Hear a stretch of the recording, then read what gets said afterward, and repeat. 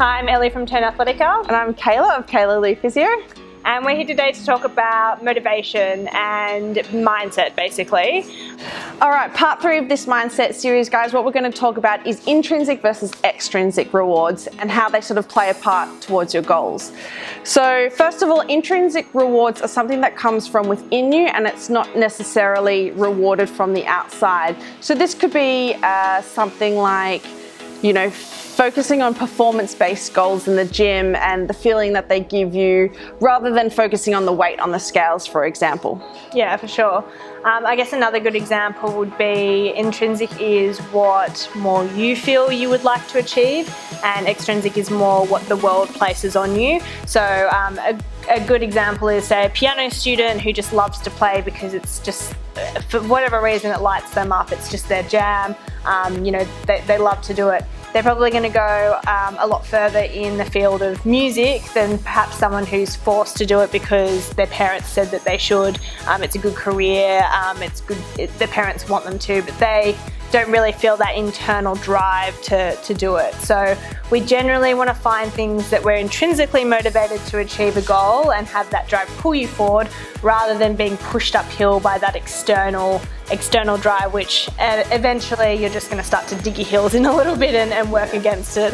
Yeah, I find with clients especially, this is true for nutrition. A lot of people will focus on the weight on the scales, and what happens if they find that one week maybe they're not losing weight, they might sort of say, oh, well, like this isn't working, and then throw everything in, rather than focusing on how good food makes them feel. So looking at food sort of as like a fuel source rather than like an emotional attachment to it.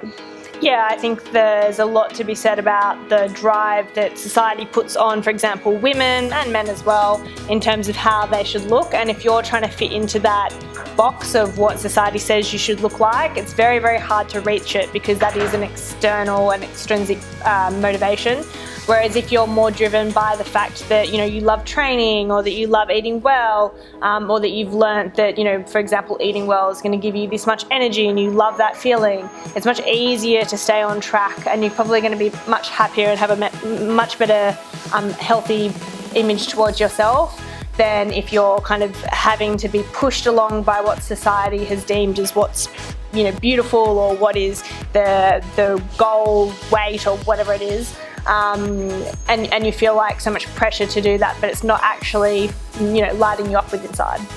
Yeah, I think it's definitely more sustainable in the long term when you're able to be intrinsically motivated by something. Yeah, for sure. But there is, in saying that, there is a place for external rewards as well. Perhaps when you're first starting off and it's just rolling into it, you like to get those feedback from those external results. Yeah. And then as that goes along, the process goes along, then you sort of, start to love what you're actually doing. Yeah, it's certainly about that long-term game. So obviously I think consistency is obviously probably one of the big things in this type of, if you have like a certain goal, having that consistency is just so important. It doesn't really matter if you're, we'd much rather people, train twice a week forever than every single day, twice a day for a month, and then just stop for 3 months. And then because they're not enjoying the process. Yeah, because they feel like, I better train because, summer's coming, or like whatever it is that's put that external pressure on them. Yeah. Then someone that genuinely enjoys training because of the feeling that they get, and the intrinsic motivation that they have to do it. And then, they're always the people that get the results long term. They're always the people that get to where they want to be.